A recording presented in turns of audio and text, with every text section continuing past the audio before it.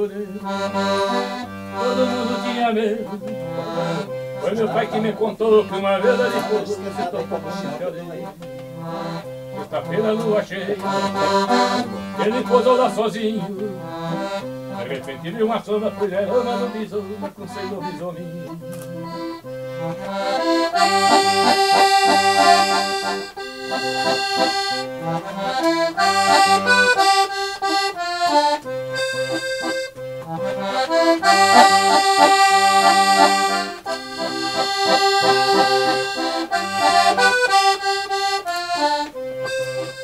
Mas o lobisomem veio que tudo tava dando de mama. Ele saiu de mansinho e pegou o lobisomem e trouxe pra criar. Ele pegou o lobisomem e trouxe pra criar guacho. Hoje o bicho tá famoso, tá vivendo pelo povo e tá cagando em tudo.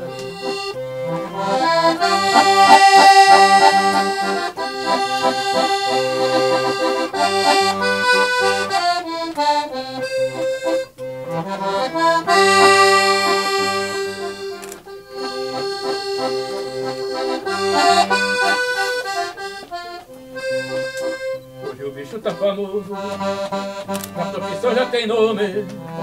Ele é porta de uma rima, ele se chama Mano Lima e o rei do lobisomem. Hoje o bicho tá famoso, na profissão já tem nome. Ele é porta de uma rima, ele se chama Mano Lima e o rei do lobisomem.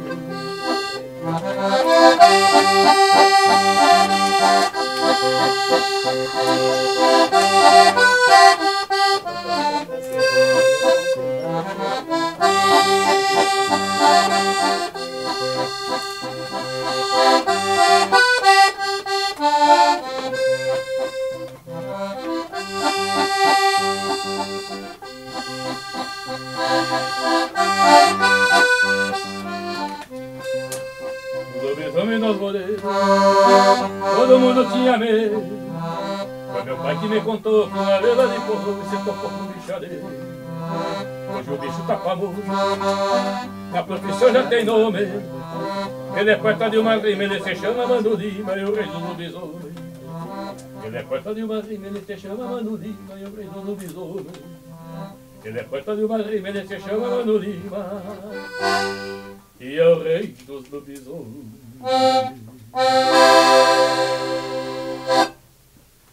Mano Lima e o Ronda Gaúcha, mano, uma grande satisfação nós estar presente aqui com o Ronda Gaúcha na tua estância, nessa tua fazenda, e recebendo a nossa equipe com esse churrasco assado, com essa gaita, com este bom chimarrão. Uma grande alegria para nós estar aqui no teu rancho. Obrigado, amigo. O prazer é meu, a alegria é toda minha, nossa, né? Minha e dos companheiros que nos acompanham aqui fora, o Amador, o seu Chico, toda essa turma daqui. É uma alegria poder receber vocês. Mano, nós estávamos prosseando antes, e aí já vamos iniciando essa nossa prosa te perguntando: quem é Mano Lima? Mano Lima é, na verdade, Mário Rubens Batanoli de Lima, né? E, nascido no município do Itaqui, Bororiano, hoje Maçambará. E depois, 20 e poucos anos já eu tinha quando vim para São Borja, que conhecia Aparecido Varilha, que daí surgiu o Mano Lima, né? Foi o criador do Mano Lima. Eu tenho duas mães e tenho dois pais. A minha mãe é o Itaqui, né? E a minha mãe de criação é São Borja. Mãe do Mário Rubens é o Itaqui. Mãe do Mano Lima é São Borja. Como Mano Lima, eu nasci em São Borja. Pai do Mário Rubens é Rubens Colombo Lima. E pai do Mano Lima é Aparecido Varilha, que foi o criador de Mano Lima. Junto com o Grupo Costaneira, o Grupo Zanguera, todos os amigos que me ajudaram a criar, né? Sempre digo que Deus sempre nos coloca perto da família, a família da gente, tudo está já, é Deus que programa isso na nossa vida, e os amigos também, né? A importância dos amigos. E para mim foram muito importantes, meus amigos, as pessoas que me ajudaram. Sozinho eu não teria chegado onde cheguei. Graças a essas pessoas que me ajudam até hoje. as pessoas que valorizam o meu trabalho, né? Inclusive o amigo que divulga o que é nosso. E as pessoas que me ajudaram a sair do casulo, como você diz, né? A sair da casca e a triunfar como músico, né? Que Aparício Larrido foi. Depois do Grupo Costaneira, que patrocinou meu trabalho também, Tono Pinheiro, Grupo Costaneira, o Zanguera, as pessoas que me cercaram, né? As pessoas que me ajudaram. Cada amigo que me ajudou. Sim, todos eles estavam nesse projeto, né? De Mano Lima aí. De uma região muito privilegiada por banhados e rio Butuí, né? E banhadal, grandes reserva onde tem até hoje, né? Muita caça, tudo, muita natureza. E muito gado alçado, né? Era rincão dos gado alçado. Então os homens eram muito campeiros, homens ágeis no lombo do cavalo. Homens que uma ressaltava e não podia passar de 50 metros para ficar olhando para o cinchador, como dizia, ficar no laço, né? Porque senão ia embora para os banhados e ninguém mais pegava. Então os homens tinham que ser ágeis. Eles laçavam a res e maniavam sozinho, né? E deixavam o cavalo cinchando e maniavam. Pegava da mão, sentava no vazio e maniava. E o touro por bravo que seja, não levantava mais. Maniavam mania de travo, maniavam só maniado nas patas para ficar de pé, para no caso até de tardezinha chegou o sinuelo e levavam embora. E as tropas eram pegas assim, dessa maneira, no laço e na maneira, né? E na bolhadeira também. Eu, por exemplo, pude assistir quando o guri estacava o sinuelo, eu rodeio que meu pai não deixava a gente se envolver, porque era uma lida muito perigosa, os animais, os boi eram criados e tinham as aspas que eram agulhas, tudo aspa criada, era torado com facão quando pegavam. Então o pai não deixava a gente se envolver, né? Ficava... Mas eu vi o homem laçar uma res e bolhar outra, né? O bolhadeiro era usado no arreio como uma coisa do dia a dia, né? Então hoje não, hoje ela pertence mais às paredes do galpão como uma peça tradicional. Naquela época se usava o laço nos tentes, a bolhadeira na cintura ou embaixo dos pelegos, ou até embaixo do cinchador, né? Mas era a época de gado alçado. E com esses homens pude aprender muita coisa, que aprendo até hoje. A vida é um aprendizado, a gente não para nunca de aprender, né? Hoje estou aprendendo, como aprendo com o amador alguma coisa também de campo. Então muita coisa a gente está aprendendo sempre. Mas sempre envolvido no campo, e a minha vida foi ligada ao campo, da onde vim e da onde pretendo sempre viver e ficar, né? Não tenho pretensão nenhuma de sair, nem posso sair, né? O campo é a minha vida. Este Rio Grande, que não é tão antigo, ainda vive nos campos da nossa terra aí, ou muita coisa está se perdendo no tempo? Muita coisa se perdeu. Muita coisa já se perdeu, né? Hoje não se pode mais. Um poeta escrever o que Jaime Caetano Brau escrevia já é muito difícil.